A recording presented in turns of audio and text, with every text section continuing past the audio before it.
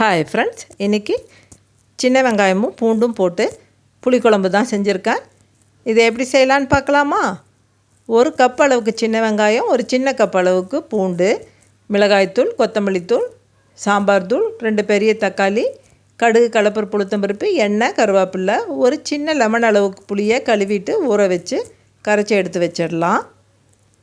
ஒரு வாணலியில் ஒரு 1½ ஸ்பூன் எண்ணெய் ஊற்றி கடுகு, கடலைப்பருப்பு, உளுத்தம்பருப்பு, கொஞ்சம் சீரகம், வெந்தயம், பூண்டு, சின்ன வெங்காயம், கருவேப்பிலை தழை எல்லாத்தையும் ஒன்றா போட்டு வதக்கிடலாம்.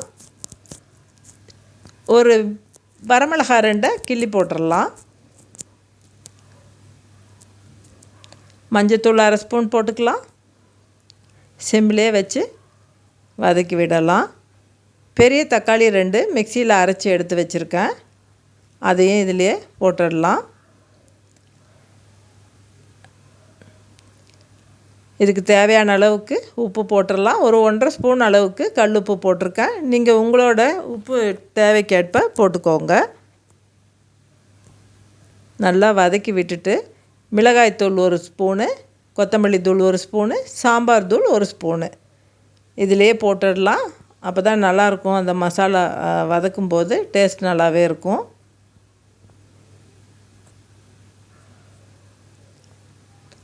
புளியை கரைச்சி இதிலே ஊற்றிடலாம். நல்லா கலந்து விட்டுட்டு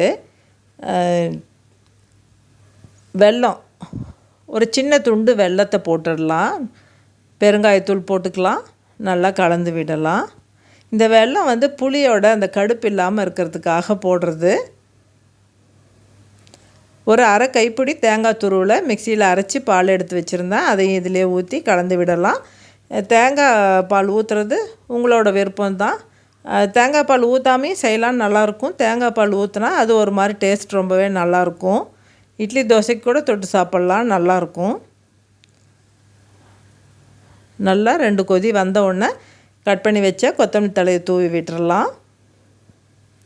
குயிக்காக சீக்கிரமாக ரெடி ஆகிடும். இந்த ஃபீவர் சரியானோடனே அந்த டயர்டாக இருக்கும்ல, அந்த மாதிரி டைமில் இந்த குழம்பெல்லாம் ஈஸியாக டக்குன்னு செஞ்சிடலாம்.